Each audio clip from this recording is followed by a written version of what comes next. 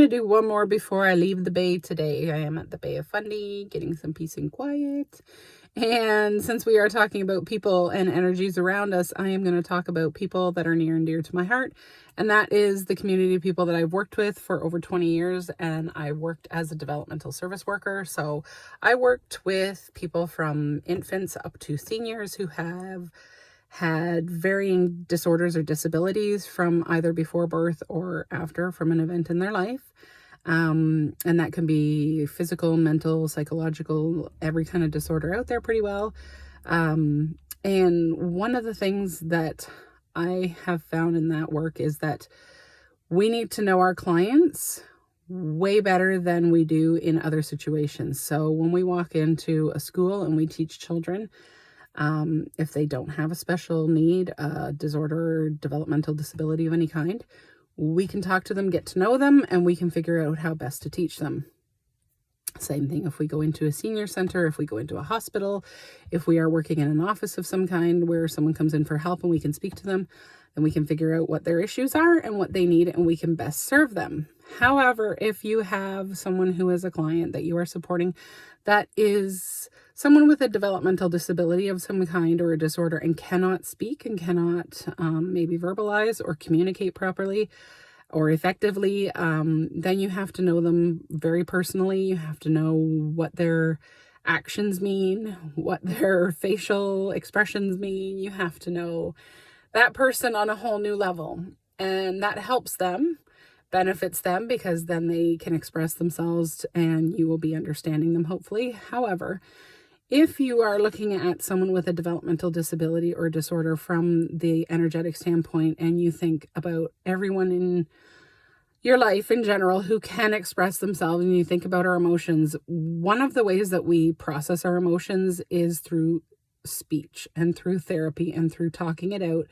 And we express our emotions verbally. And when we can't do that, or we can't do that as effectively as someone else, then we can end up carrying a lot more negative energies, I think, as well. And one of the things that I wanted to do when I went into this work is to be able to help people that I have worked with for years, continue to help them in a different way. So if you know anyone that you think would benefit from the energy work, who has a developmental disability or disorder of some kind or some kind of an issue, please share the information with them or their family member or their caregivers or support workers, because having exposure to people, we talked about this in the last video, that you might not necessarily vibe with or gel with or get along with or whatever you want to call it, can affect your mood, can affect your energy. And there are people that we get along with. We get to choose our circles. We get to choose who we hang out with, who we spend our time with. And we have a lot more control in our lives. And some of the people that rely on others for support who have these issues don't get to choose. And so if you can imagine having to be supported all day, every day, and half of the people maybe are people that you wouldn't have picked to spend your entire day with, that can have an effect on you, whether those people are there with the best of intentions, whether they are good people, they're just maybe not your kind of people. And unfortunately, you don't always get to choose when you're one of the people that has to be supported. So you can always be around other people. You can have to endure whatever it is that they are going to do to support you. And some people, as I say, are there with the best intention. They're just not the right people for that person. But that person doesn't get to choose. And that person doesn't get to speak. So if they are put into a situation that they don't like and they can't express themselves, if they are nonverbal, if they are not able to communicate, you could be putting them into different situations that can be causing a lot of negative emotions for them, and you might not even be aware of it. It can be totally unintentional. And they can be having a lot of negative emotions that they can't process, that they are stuck with because they're put in a lot of places or put with a lot of people or in a lot of situations that they have no control over. So again, this is just a subject near and dear to me because I spent so many years working in the field.